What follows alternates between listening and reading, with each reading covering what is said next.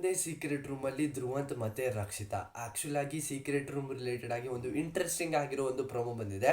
ಈ ಒಂದು ಪ್ರೊಮೋದಲ್ಲಿ ನೋಡ್ತಾ ಇದ್ರೆ ಆಲ್ರೆಡಿ ರಕ್ಷಿತಾ ಅವರು ಒಂದು ಸ್ವಲ್ಪ ಫ್ರಸ್ಟ್ರೇಷನ್ ಆಗಿದ್ದಾರೆ ಅಂತಾನೆ ಅನ್ಬೋದು. ಈ ಒಂದು ಪ್ರೊಮೋ ಯಾವ ರೀತಿ ಇದೆ, ಏನೆಲ್ಲ ಇದೆ ವಿಡಿಯೋದಲ್ಲಿ ಅಂತ ಕಂಪ್ಲೀಟ್ ಆಗಿ ನೋಡೋಣ. ವಿಡಿಯೋ ಸ್ಟಾರ್ಟ್ ಮಾಡೋಕ್ಕಿಂತ ಮುಂಚೆ ನೀವೇನಾದರೂ ಹೊಸಬರಾಗಿದ್ದರೆ ಚಾನಲ್ನ ಸಬ್ಸ್ಕ್ರೈಬ್ ಮಾಡಿಕೊಂಡು ವಿಡಿಯೋಗೊಂದು ಲೈಕ್ನ ಮಾಡಿ. ಅದೇ ಥರ ಎಲ್ಲ ಲೈವ್ ಅಪ್ಡೇಟ್ಸು ಕೂಡ ಟೆಲಿಗ್ರಾಮ್ ಗ್ರೂಪಲ್ಲಿ ನಿಮಗೆ ಬರುತ್ತೆ. ಟೆಲಿಗ್ರಾಮ್ ಗ್ರೂಪ್ ಲಿಂಕ್ ಬಂದು ಡಿಸ್ಕ್ರಿಪ್ಷನಲ್ಲಿ ಇರುತ್ತೆ, ಎಲ್ಲರೂ ಕೂಡ ಜಾಯ್ನ್ ಆಗಿ. ಇವಾಗೇನು ಸೀಕ್ರೆಟ್ ರೂಮ್ ಏನಾಗಿತ್ತು ಕಂಪ್ಲೀಟ್ ಆಗಿ ಅಪ್ಡೇಟ್ನ ಕೊಟ್ಟಿದ್ದೆ. ಇವರಿಬ್ರು ಎಲಿಮಿನೇಟ್ ಆಗಿ ಸೀಕ್ರೆಟ್ ರೂಮ್ಗೆ ಎಂಟ್ರಿನ ಕೊಡ್ತಾರೆ ಅಂತ ಅದೇ ರೀತಿ ಇವಾಗ ಆಗಿದೆ. ಅದೇ ಥರ ಒಂದು ಸೆಪ್ರೇಟ್ ರೂಮ್ನು ಕೂಡ ಕ್ರಿಯೇಟ್ ಮಾಡಿದ್ದಾರೆ ಅಂತಲೇ ಅನ್ಬೋದು.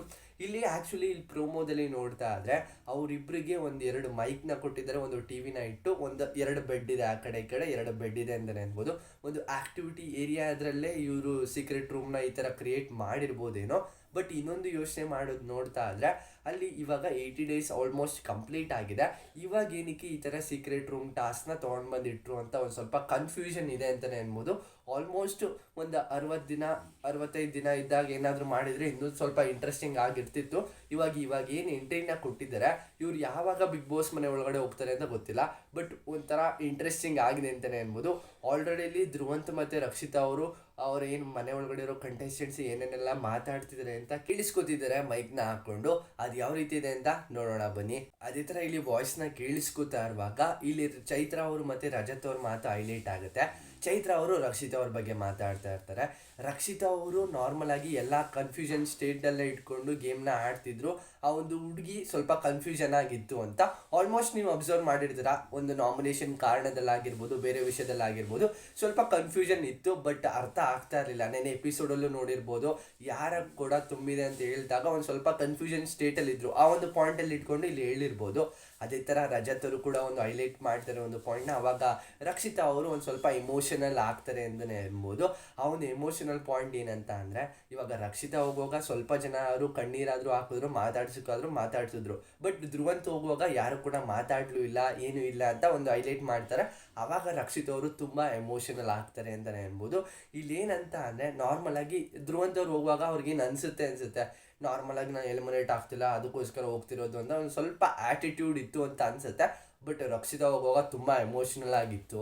ಅದೇ ಥರ ಒಂದು ಜಗಳದ ಥರ ಇಲ್ಲಿ ಸೀಕ್ವೆನ್ಸ್ ಕ್ರಿಯೇಟ್ ಆಗುತ್ತೆ. ಏನಂತ ಅಂದರೆ, ರಜತ್ ಅವರು ಆ ಒಂದು ಪಾಯಿಂಟ್ನ ಹೇಳಾದ್ಮೇಲೆ ರಕ್ಷಿತಾ ಅವರು ಹೇಳ್ತಾರೆ, ನನ್ನ ಇಲ್ಲಿವರೆಗೂ ಉಳಿಸ್ಕೊಂಡಿದ್ದಾರೆ, ಅದಕ್ಕೋಸ್ಕರ ನಾನು ಇಲ್ಲಿ ಇರೋದು ಅಂತ ಅಂದಾಗ ಆಲ್ಮೋಸ್ಟ್ ಜಗಳ ಅಲ್ಲಿಂದ ಸ್ಟಾರ್ಟ್ ಆಗುತ್ತೆ ಧ್ರುವಂತ್ ಅವ್ರ ಕಡೆಯಿಂದ. ಏನಂತ ಅಂದರೆ, ಇವಾಗೇನು ನೀನು ಉಳ್ಕೊಂಡಿದೆಯಲ್ಲ, ನೀನು ಆನ್ ದ ಸ್ಪಾಟ್ ಯಾವ ರೀತಿ ನಾಟಕ ಆಡ್ತೀಯ ಅಂತ ನನಗೆ ಗೊತ್ತು, ಇವೆಲ್ಲನೂ ಕೂಡ ಡೌನ್ ಮಾಡಬೇಡ ನನ್ನ ಮುಂದೆ ಅಂತ ಹೇಳ್ತಾರೆ. ಒಂದು ಇಂಟ್ರೆಸ್ಟಿಂಗ್ ಆಗಿರೋ ಸೀಕ್ರೆಟ್ ರೂಮ್ ಅಂತೂ ಇದೆ. ಅದಕ್ಕೋಸ್ಕರ ಅಲ್ಲಿ ರಕ್ಷಿತಾ ಅವ್ರು ಹೇಳ್ತಿದ್ದಾರೆ, ಇವ್ರನ್ನ ಯಾಕೆ ಬಿಗ್ ಬಾಸ್ ನಮ್ಮ ಒಟ್ಟಿಗೆ ಇರಿಸಿದ್ರಿ, ಒಟ್ಟಿಗೆ ಯಾಕೆ ಇರಿಸಿದ್ರಿ ಧ್ರುವಂತ ಮತ್ತು ನನ್ನ ಒಂದೇ ರೂಮ್ನಲ್ಲಿ ಅಂತ, ಯಾವ ರೀತಿ ಇರೋದು ನಾವು ಅಂತ ಅಲ್ಲಿ ಒಂದು ಇಂಟ್ರೆಸ್ಟಿಂಗ್ ಆಗಿರೋ ಪಾಯಿಂಟನ್ನು ಕೂಡ ಹೇಳ್ತಾರೆ ಅಂತ ಅನ್ಬೋದು. ಸೀಕ್ರೆಟ್ ರೂಮ್ ಟಾಸ್ಕ್ ಮಾತ್ರ ಯಾವ ರೀತಿ ಹೋಗುತ್ತೆ, ಇವರನ್ನು ಯಾಕೆ ಸೇಫ್ ಮಾಡಿದ್ರು ಅಂತ ಎಲ್ಲ ಕ್ವಶನ್ಸು ಕೂಡ ಬರ್ಬೋದು. ಅದು ಮುಂದಕ್ಕೆ ಆನ್ಸರ್ ಕೂಡ ಸಿಗುತ್ತೆ ಅಂತ ಅನಿಸುತ್ತೆ. ಈ ವೀಕ್ ಅವರಿಬ್ಬರನ್ನ ಸೇವ್ ಮಾಡೋದಕ್ಕೆ ಅಂತಲೇ ಸೀಕ್ರೆಟ್ ರೂಮ್ಗೆ ಕಳಿಸಿದಾರ. ಬಟ್ ಇನ್ನೊಂದು ಪಾಯಿಂಟ್ ಆಫ್ ವ್ಯೂ ಯೋಚನೆ ಮಾಡಿದ್ರೆ, ನಾರ್ಮಲ್ ಆಗಿ ರಕ್ಷಿತಾ ಅವರು ಫಿಕ್ಸು ಟಾಪ್ 6 ಬಂದೇ ಬರ್ತಾರೆ ಅಂತ.